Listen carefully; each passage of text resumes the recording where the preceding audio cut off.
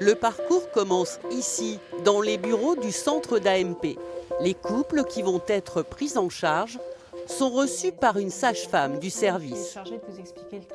Donc le traitement, il va commencer au 20e jour du cycle. Au départ, on va vous faire prendre des comprimés. C'est des comprimés qui se prennent matin et soir. Pendant 45 minutes, tout le protocole est expliqué en détail. Et c'est nous qui vous disons à quel moment vous allez pouvoir commencer les injections pour le traitement. OK ? D'accord. Comme pour une grossesse. Première étape et première difficulté pour Déborah et Arnaud, les parents des jumeaux Léo et Jade. On est ressortis le blanc total. On s'est regardé, on a dit on fait quoi? On prend une infirmière, Oui, on va prendre une infirmière. Et au final, c'est qu'il nous a bien expliqué en détail à la maison tranquillement. Voilà, vous commencez les injections à telle heure, je reviendrai le lendemain à telle heure. Les doses seront augmentées, seront diminuées suivant les prises de sang, les échographies, les résultats. Hormones chamboulées et emploi du temps bousculé. Dès le début, le traitement impose des contrôles réguliers au centre. Il faut vérifier que la stimulation ovarienne fonctionne bien.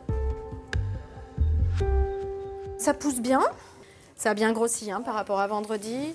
On est parti là, ça y est. Une angoisse de moins pour ce jeune couple. C'est parfait. On appréhende un peu, on attend que ça évolue, on espère que les injections, ça ait marché, que tout progresse normalement, quoi. Et ici, c'est le cas. La première étape est franchie, il y en aura d'autres. Oui, c'est la sage-femme. Donc je vous donne les consignes, d'accord ? Vous faites l'injection du stylo vert, les 250 unités en sous-cutané dans le ventre. Et puis il faudrait qu'on vous revoie mercredi matin pour une prise de sang, une échographie. Il suffit de passer quelques minutes dans le bureau des sages-femmes pour comprendre tout ce qui est demandé aux femmes. Alors cette injection-là, je vais vous demander de la faire à 23h. Je suis sympa, hein ? Vous allez venir pour 12h30, vessie pleine avec vos pièces d'identité, la boîte d'ovules et votre mari. C'est OK pour vous ? C'est vrai qu'il faut qu'elle soit relativement disponible et c'est pas facile de s'organiser avec son travail, j'imagine. Voilà.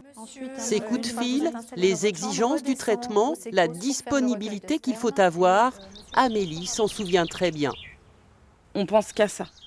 J'allais quand même au travail, mais c'est vrai qu'on n'est pas... On est concentré dans le protocole, dans les moindres effets secondaires ou le moindre petite chose. On se dit, bon, ça va pas. Est-ce que c'est normal? Est-ce que ça l'est pas? Puis après, les allers-retours sur Dijon. On attend les résultats, savoir oui, la stimulation, elle fonctionne.